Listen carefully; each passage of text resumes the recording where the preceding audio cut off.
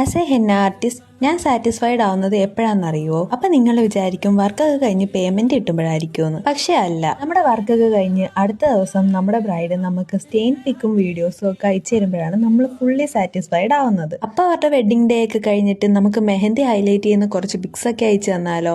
അപ്പൊ നമ്മൾ double happy ആയി. ഞാൻ ഇനി പറയാൻ പോകുന്ന കാര്യം മിക്കുള്ള മെഹന്തി ആർട്ടിസ്റ്റിന് റിലേറ്റ് ചെയ്യാൻ പറ്റുന്നതാണ്. ഞാനിപ്പോൾ പറഞ്ഞില്ലേ, ആസ് എ മെഹന്തി ആർട്ടിസ്റ്റ് ഞാൻ ഹാപ്പി ആവുന്നത് സ്റ്റെയിൻ പിക്ക് കിട്ടുമ്പോഴാണ്. ഈ മെഹന്തി ഹൈലൈറ്റ് ചെയ്യുന്ന പിക്സ് ബ്രൈഡ്സിന്റെ കയ്യിൽ നിന്ന് വാങ്ങിയെടുക്കുന്നതാണ് ഏറ്റവും വലിയ പാടെന്ന് പറയുന്നത്. ചില ബ്രൈഡ്സ് നമ്മൾ ചോദിക്കാതെ തന്നെ നമുക്ക് മെഹന്തി ഹൈലൈറ്റ് ചെയ്യുന്ന പിക്സ് ക്യാമറാമാനെ കൊണ്ട് എടുപ്പിച്ചിട്ട് നമുക്ക് അയച്ചു തരാറുണ്ട്. ചില ബ്രൈഡ്സ് ആ തിരക്കിനിടയ്ക്ക് ഫോട്ടോ എടുക്കുന്ന കാര്യമേ മറന്നു പോകാറുണ്ട്. ചില ബ്രൈഡ്സ് എത്ര ചോദിച്ചാലും നമുക്ക് അയച്ചു തരാറില്ല. ചിലർ നമ്മൾ മെസ്സേജ് അയച്ചാലും സീൻ ചെയ്യാറില്ല, വിളിച്ചാലൊട്ടും എടുക്കത്തുമില്ല. അങ്ങനെയുള്ള സാഹചര്യത്തിൽ നമ്മൾ എന്ത് ചെയ്യും? അവർ വാട്സപ്പിലും ഇൻസ്റ്റയിലും സ്റ്റോറിയും പോസ്റ്റും ഒക്കെ ഇടുന്നതിൽ നിന്ന് നമ്മൾ സ്ക്രീൻഷോട്ട് എടുത്ത് സൂക്ഷിച്ചു വെക്കും. നമ്മളും ആദ്യം ഒരു 1-2 മാസമൊക്കെ ചോദിക്കും.